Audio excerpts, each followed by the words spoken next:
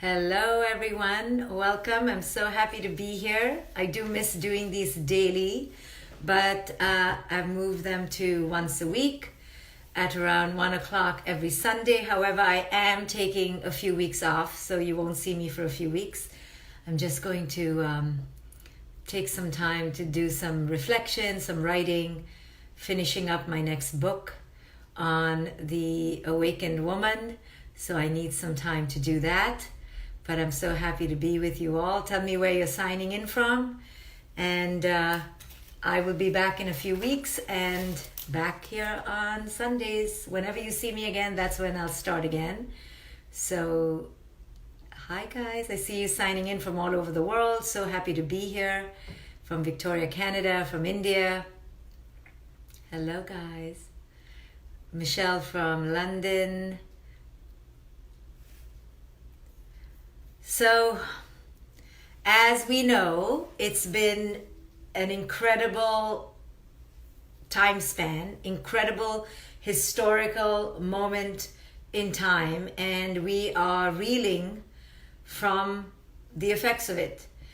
It's not over. If anything, things seem to be in flux and in constant motion, leaving us a bit breathless, a bit heart-achy, and overwhelmed. This is happening at an unprecedented level, depth, and I think as humans, we are trying to make sense of it, each in our own way to our unique capacities. We begin to see that, wow, while we're all human, we have very different ways of handling trauma. Very different ways of handling diversity, tolerance, empathy, stress. And you begin to realize, I hope, that, wow, people are at really different levels of consciousness. At least that's what's happening in my life. I'm beginning to see more clearly what level of consciousness people are at and what kind of coping they have. And while at times I get frustrated, I also have learned that the only remedy right now is an awakened heart. So what does that mean?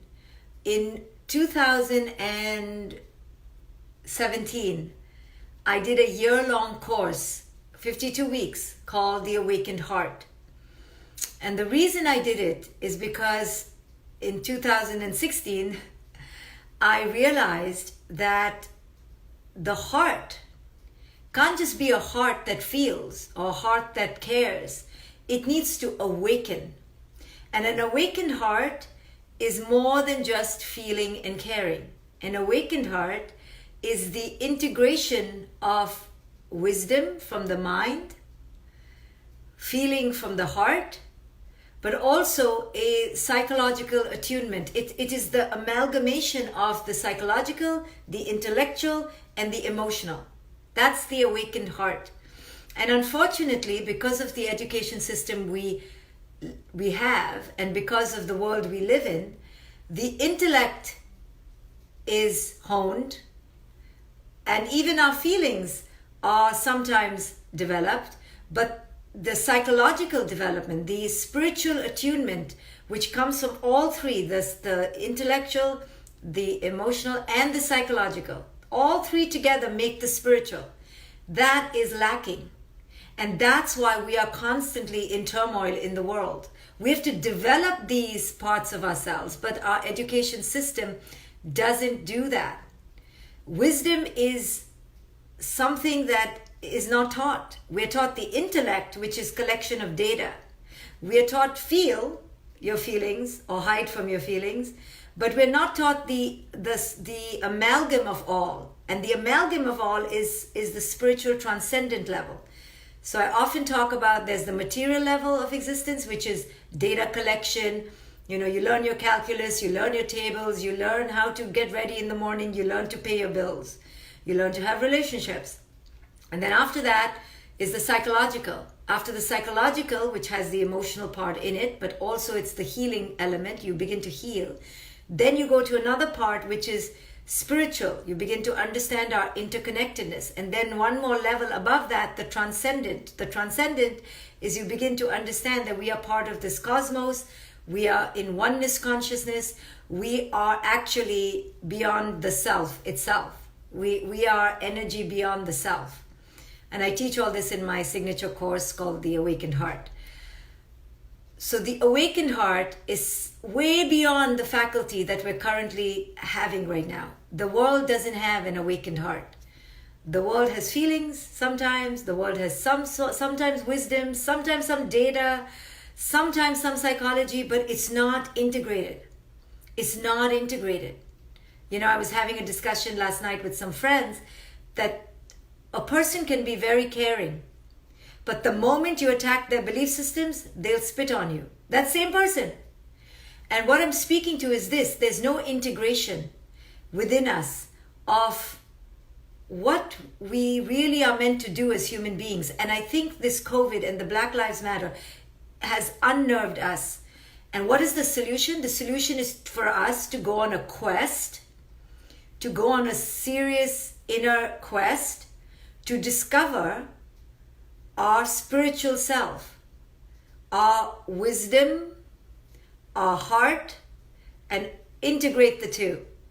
And when you have wisdom with compassion, you have an awakened heart. Compassion is more than feeling. Compassion is a wholeness from within that is waiting and willing to see the wholeness within you. We are not whole within. W-H-O-L-E. We are H-O-L-E. Holes. We're not W-H-O-L-E. So we don't have compassion. We feel for ourselves. And we feel for the other when they think like us. That we do. But we don't have compassion. Compassion is a higher level of feeling. Higher level of caring. It is healing that comes with psychological work where you heal your inner wounds. It's a lot of work. We have a lot of mind. Very smart. Oh, such smart people. You know, I bet you Hitler was damn smart. I bet you the President of the United States has a lot of intellect. Some intellect, at least. You know, not entirely dumb. But being smart doesn't mean you're wise. Being smart doesn't mean you're wise. Wisdom is something else. It's to understand the interconnectedness of us all, to understand the diversity and the celebration of that, to understand that we are to transcend our ego. It's so many things. That's why it took 52 hours to teach this course called The Awakened Heart. But I'm just giving you a glimpse of what is missing, but not to leave you with a sense of panic, like how am I ever going to have an awakened heart? I'll also tell you the solution is to go take a quest, like either mine or with other teachers, but I can't give you all the answers right now. However, I'm just outlining what the problem is in this world, that people are not at the same level of consciousness. When you're not at the same level of healing, you're going to have a lot of acting out. Just like children who act out when they're in pain, we are globally acting out against each other because we are in pain. We're in pain. And we inflict pain when we are disconnected from our wisdom, compassion. We inflict pain when we're not integrated in our consciousness, when our hearts are not awakened. We are selfish, we're egoic, we're self-preserving, and therefore we're complacent and a little bit lazy.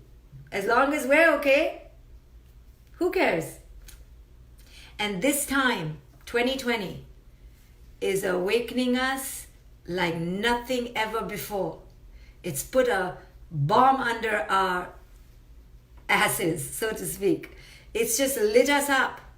But the question is whether we will take that flight, whether we will take flight and elevate. That's the question. What are we going to do with all this trauma we've gone through in 2020? What are we going to do with all that we are exposed to in 2020? Where are we going to take it? It's not enough to cry. It's not enough to feel bad. It's not enough, because that's just a heart. It's not enough to know, oh, we have a problem. It's not enough to know that racism and racial inequity is perpetuated and has been perpetuated for 400 years. It's not enough. It's not enough to know. It's not enough to feel. We have to go beyond knowing and beyond feeling.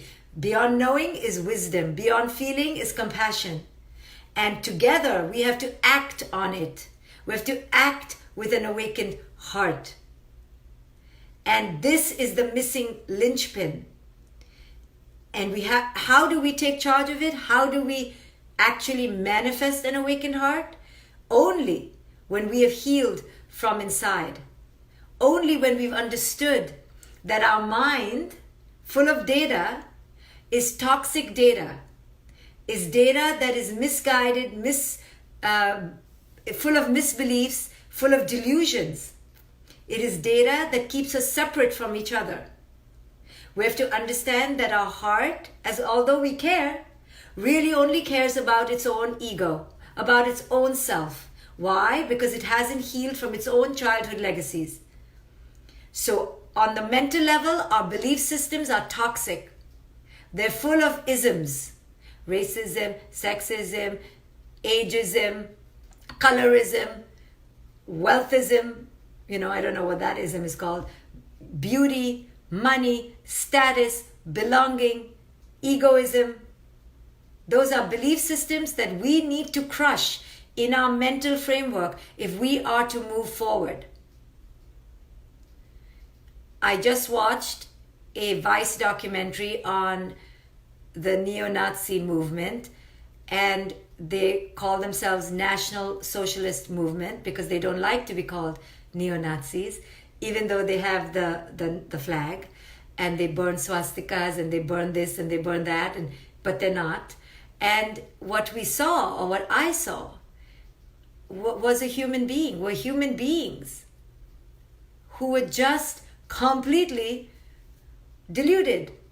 Their conditioning was full of garbage, litter, clutter, because their mental diet from childhood was hatred, separation. You are good, they are bad. You are amazing, they are bad. Your religion, not their religion. I think most people who grow up in religions in some sort of way get some version of some mental diet of us against them. They are extreme. They're called fundamentalists. We look at them as if they're crazy. But we shouldn't look at them as if they're crazy. We should ask, what version of them lies in my head? What version of them lies in me? Sure, they're extreme, but don't poo-poo people because they're extreme, because the diluted version of them lies in us. I've told people before, when there was a spate of bombings in Mumbai, India, and Fareed Zakaria did a talk, an interview with one of the bombers, and I was all ready to hate the bomber and be so vehemently righteous and upset with the bomber. But when they showed the bomber, he was this little boy. He was so simple and ignorant. And he didn't even know what he did. He was just told what to do, and he was a good boy who just listened to the beat of his commander. And I realized, what am I hating the boy for? The boy is the afflicted. The boy is the diseased. That's not the problem. The problem is the affliction, the poison that we feed, the conditioning that we put in, the tablespoon of the toxin that we feed them with when they're infants. It's not the infant's fault. So don't blame the end result of that. Blame the core, the cause. You have to go to the cause.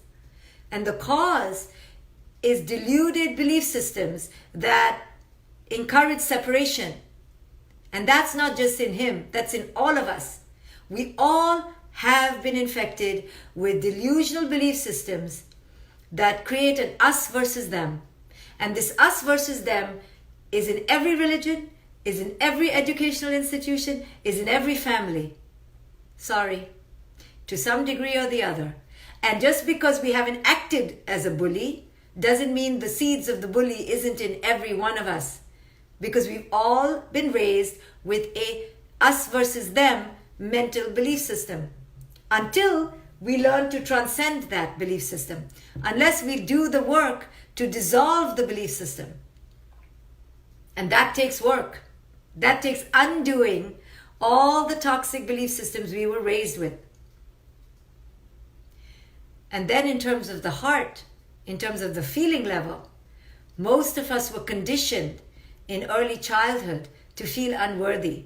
To feel worthy only if we were people pleasers. Only if we were lovely, quiet, compliant, and servile. Only if we were star athletes and star achievers at school. Only if, only if, only if. So we were raised conditionally.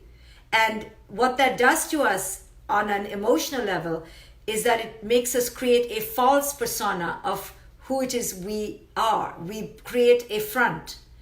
We act. And that act is called the ego. And we're roaming around as adults, ego to ego. You think you know Shefali, right? I hope you know Shefali a little bit, because I hope my ego has crushed itself a little bit, but not fully, because the ego never fully dies.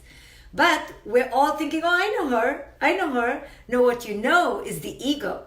Your ego knows their ego, barely. And even then, the ego barely knows the other's ego, because the ego is so cunning, it keeps shifting.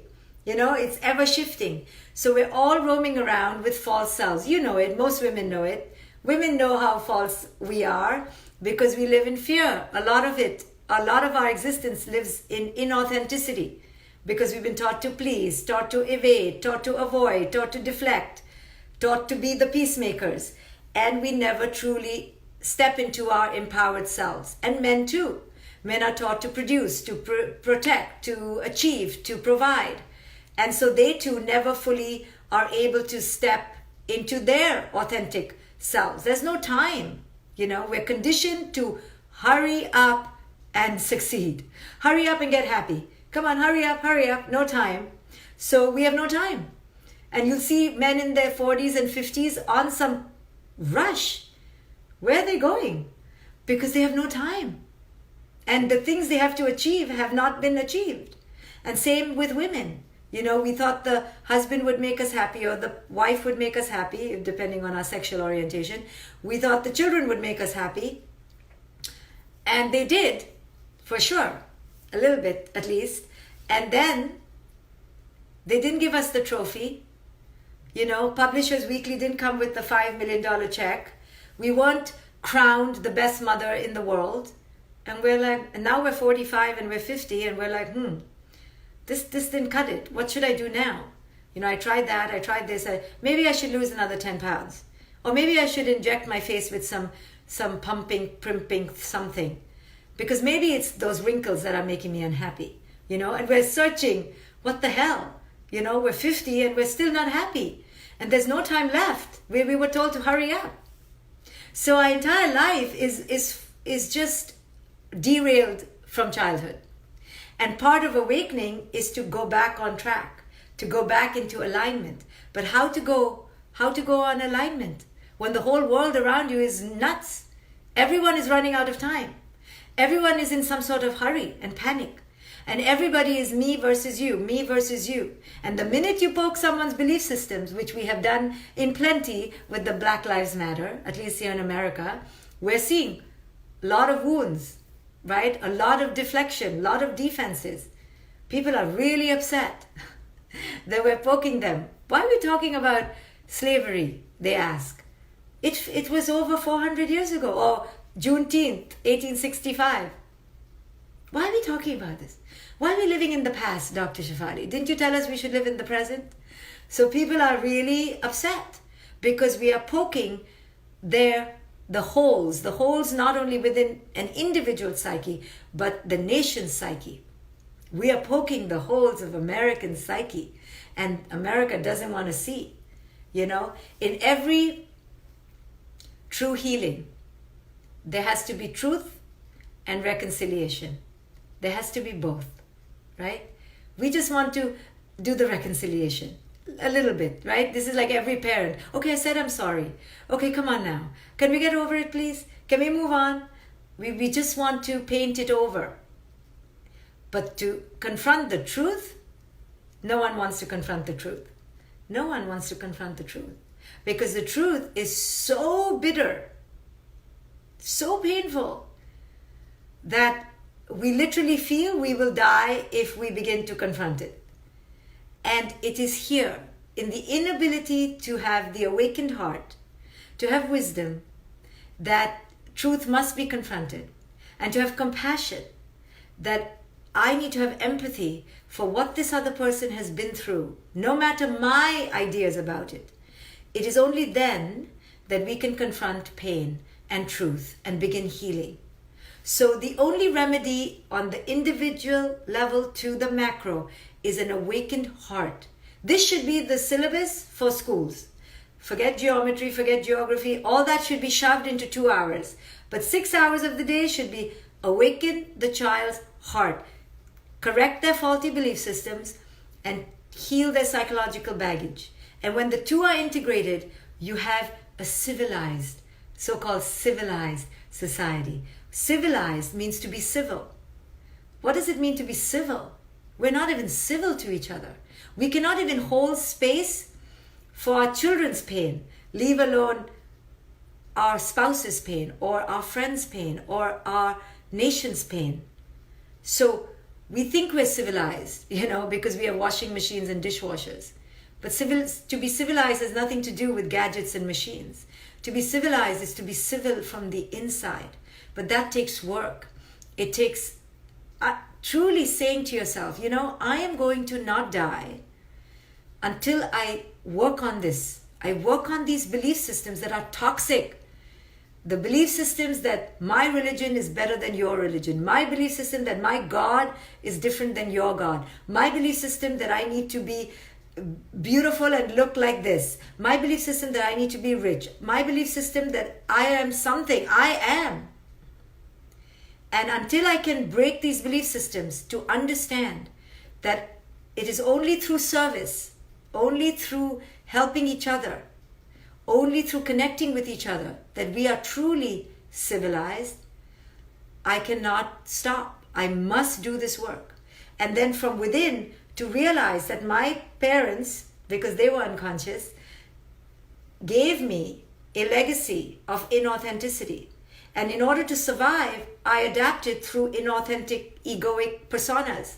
I wore the clown hat. I wore the people-pleasing hat. I wore the superachiever hat. I wore the needy hat. I wore the savior hat. Whatever you want me to be, I'll be. We kept wearing these hats because we wanted to buy love. Because we were raised by parents who were told that trust is not just given, it's earned. So they made us earn it. They made us earn their approval, earn their validation, earn their love. And because we're such good children, we entered into this big bag of tricks and came out a different trick every time. Surprise, I'm this. Look, do you love me now? Or you don't? Okay, then we dove back into the bag of tricks and came up with another trick. And our whole life is one big freaking turnaround of tricks. Ego to ego, persona to persona, disguise to disguise. And when will we begin to seek the truth? That I'm a human, I'm sovereign. You're a human, you're sovereign. And the only thing between us is our mental belief systems and my pain. And if I can heal my pain and I can clear and dissolve my belief systems, I can finally see you. I can see you. You put two people together, their tendency will be to be altruistic, will be to be cooperative, until they begin to talk to each other and begin to compare notes and begin to realize one is a Muslim, one is a Jew, one is a black, one is a white. One is a Hindu, one is a Muslim. Until then, they will most likely cooperate. But the minute they open their mouth and they begin to talk about their ideas about the world and their ideas and belief systems, that's it. Now there's separation. If people were just mute and had to survive in the jungle, they would find a way to interconnect and survive. It's our mind, our mouth, our chatter, our belief systems that immediately create separation. There's actually no separation between us. Actually, there's no such thing called race. but we have made it because we're delusional. So somebody thought they were superior. Somebody made the others inferior. And there started the story. Once upon a time. There is no once upon a time. Time is always in the now, and it's always just here. And it's never ever a story. It's just always being told, narrated, lived, now, done. Next, now, done. But we've created stories and fabrics and fairy tales. And we never take care of the now. The now is so simple. It's just all of us in this cesspool called life surviving. No different than the dragonfly, no different than the bumblebee, no different than the sloth, no different. But we've decided we're different because our mind has decided we're so special. And the minute we think we're special, we must create someone else not special. And this is how the world turns. And this is why we are in this mess today, because we truly are deluded. We are a deluded species living with beautiful nature and screwing it up. Why? Because we're deluded. Nature's good. Nature flows. Nature's interdependent. Nature knows. But it's our egos, our delusions, our cluttered minds and our broken hearts that is causing wreckage. Wreckage in the name of God, in the name of love, in the name of what? How does this racial inequity come to be? How? How does slavery even come to be? What does it take for one race to think that another race is dehuman, is animal-like? Not that we are not animal, but they're not to be treated as human. Even worse than an animal. What does it take? Think about it. What does it take for a mind to inflict that much pain? It must be a mind that is severely under the influence. A mind that has been captured. Totally not even thinking. It's a mind fully submerged in poison. Now you can't blame that mind necessarily, because they didn't ask for the poison. The poison was put in them. And so it continues on and on. But let us not forget the truth that that mind that went and took the slaves and put them in the bottom of the ship, and that's just one carnage that's occurred in civilization. We've had many carnages, but that's one. And that's the one that matters today. The mind that it took was a severely deluded mind. Intoxicated, toxic. And until we understand that that is the truth, and that needs to be exterminated, head on, continuously, it still is here today, then we cannot move forward. If we pretend that that mind doesn't exist, and that the effects of that mind don't exist, we cannot move on. The truth is hard to see. But when each one of us awakens our heart and understands there's no moving forward till there's truth, there's no reconciliation without truth, we will not move forward. So we may have better flying cars and self-driving this and robots that we can now get married to. Who knows? We can have all of that. But the pain of our delusions and our toxic ways of being will continue. So 2020 is the year of awakening. It's the year to cancel. Don't cancel 2020. 2020 is canceling out all our toxic cultures, all our toxic belief systems, all our toxic ways of thinking, which you and I are both part of in micro and macro ways. So this is the work. Each one of us has to raise our consciousness, because when each one begins, the infection shifts from disease to healing. So we have to boost ourselves, and we have to spread that healing in the face of very clear biological and psychological infection. Okay guys, thank you for listening. I will be taking 2 weeks off, if not more. I don't know the future, but you'll see me when you see me, because self-care is so important, and I need some self-care, and so do you. All of you do. All of us need to rejuvenate and rebirth in their own way, but this is my way of taking some time off And I will be back when you see me. Bye, guys. Thank you for listening. If you want another amazing video highlighting excellence in the Indian community, check it out right there next to me. I think you'll enjoy it. Continue to believe, and I'll see you there.